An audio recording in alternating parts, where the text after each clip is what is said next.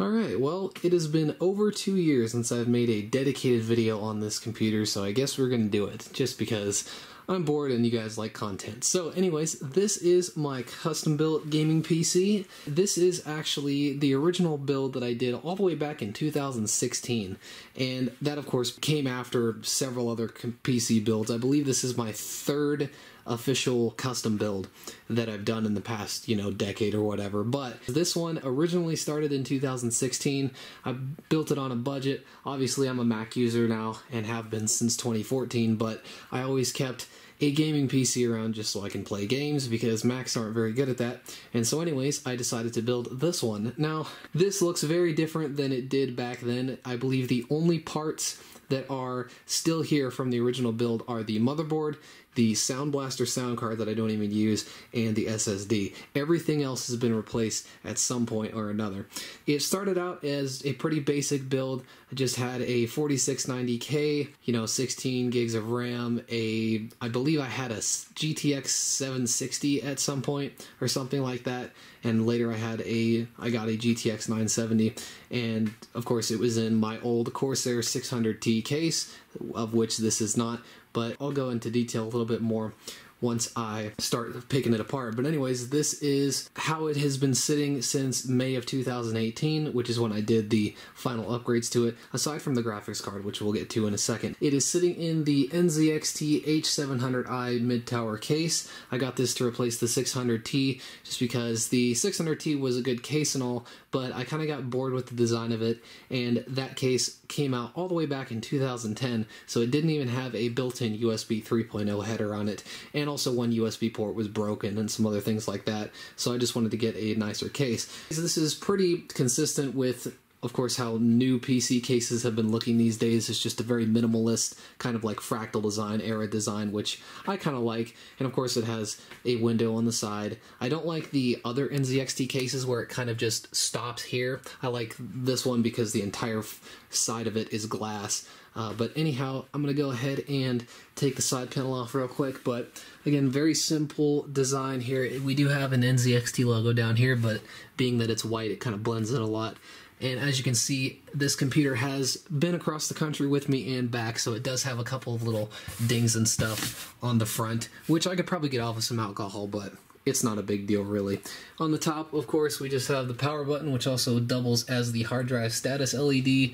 We have USB 3 and USB 2 ports, I believe, and then, of course, headphone, microphone right there. On the back, of course, the ports are dependent on my motherboard. You can go back here, you can just kind of see what we got going here. So let me go ahead and take this side panel off and we'll go from there.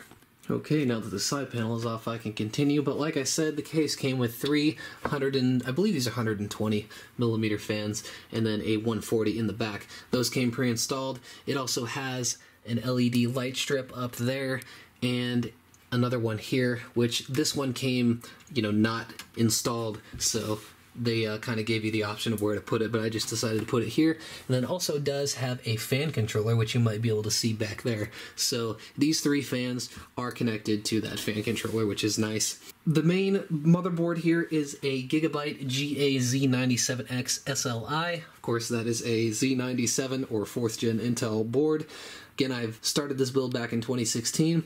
Under the CPU block there, we have a Core i7-4790K. Haven't even tried to overclock it. I believe I did have it overclocked a while back, like back in 2016 or so, but ever since, recently I haven't decided to overclock it because it turbos to 4.4 gigahertz already, so that's plenty fast enough for the games I play, and I just haven't really messed with it at all. I believe I did have it overclocked to 4.6 before though. The water block is a Corsair H100i V2. I had the original H100i before, but obviously I bought this case and the cooler at the same time, which again, that was the last video I made on this, was transplanting it in here. But yeah, pretty nice. The Corsair logo does light up, and the fans up here are LED, which I will show you once I power it up. There, I just recently did this because I finally got tired of looking at my mismatched RAM. That is 16 gigs of Corsair Vengeance memory there. Got it in blue just because, I don't know, it doesn't match the board, but I like blue, so. And you'll see once we turn it on, I have the light set to blue also. Down there we have a graphics card. I actually didn't make a video about this, but I bought this back in March. I used to have a GTX 970, but I wanted a little bit more horsepower, so I picked up the EVGA GeForce RTX 2060 Super with 8GB of VRAM. This card is pretty powerful and obviously supports ray tracing and whatnot, so pretty nice to have. It's a little bit bigger than my card. I believe it uses a little more power, but again, it was worth it. So there's that. As you can see, it has a nice metal backplate on it. Pretty cool. And then down there is just a Creative Sound Blaster, which I haven't used in a while, but I just keep it in there because why not? Like I said, the motherboard is original, and the only other thing that's original to the build besides that sound card there is the SSD. This is a 120GB Samsung 840 EVO that I believe I cloned the drive from my E6420 all back in the day. So this Windows install is pretty crunchy, but it is what it is. And then I believe there is a 1TB Seagate drive down in there that stores all my games. It's just a standard, 7200 RPM Seagate drive that has a bunch of hours on it, but it's still working, so it is what it is. I thought about getting a larger SSD to store my games on, but from what I've been told by my friends and whatnot, the GTA 5 and stuff still loads pretty slow, even on an SSD, so I haven't bothered with that yet. Anyways, I'll go ahead and power it up. Take a look at the lights. Go ahead and turn this off now. So as you can see, there we are. Of course, the motherboard does light up a little bit, which is cool. Has that little red accent, but I have all of the LEDs set to blue, and then I have the breathing effect going on also. Up there, of course, you can also see that the Corsair SP120 fans are blue as well. So, as you might be able to tell, I like blue. And as you can see, we've already booted up. So let me go ahead and put the case panel back on, or the side panel I mean, and we'll go ahead and take a look. So you might be able to tell that it is pretty loud. Comparatively, at least, to my Mac Pro over there, which is absolutely silent. Now, unfortunately, this fan controller, I've tried to mess with the fan settings and stuff, and I'm on the quiet mode, but it still is pretty loud. But, I mean, it is what it is. It doesn't really bother me that much. And when I end up playing games and stuff, this radiator mounted up here does kick out quite a bit of heat. But if we go ahead and look at the desk setup here, I just have a 23-inch Samsung monitor that you guys have probably all seen in the room tours and whatnot.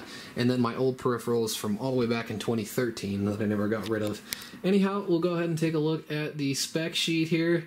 I'll go ahead and pull up Specky for that actually, because it's a little bit more in-depth versus the Windows one. But as you can see there, 4790K, and then if I pull up hardware monitor, we can also see that she is running at 4.4 gigahertz steady, because I just have the high performance mode on. So again, that's kind of the reason I have not tried to overclock, even though I probably could, because it's already running at 4.4, so what's the real big deal there? If I still had like an i5 or something, I might have, but you can see that the idle temperatures are also really low, and then when I play games, it doesn't top 60, 65 or so, so it does run pretty cool. Back to that, again, 16 gigs of RAM. We have that gigabyte motherboard, let's see, down here. And then, of course, the RTX 2060 Super. And as you can see, everything is running pretty cool. But, I mean, that's all I can really say. My games drive is about half filled up, so I'm still thinking about getting an SSD for the game storage, but really the only 3 games I play on a regular basis are GTA 5, Forza Horizon 4, and that's about it, actually. So that is just a little bit of an overview on this computer, because it's been quite a while.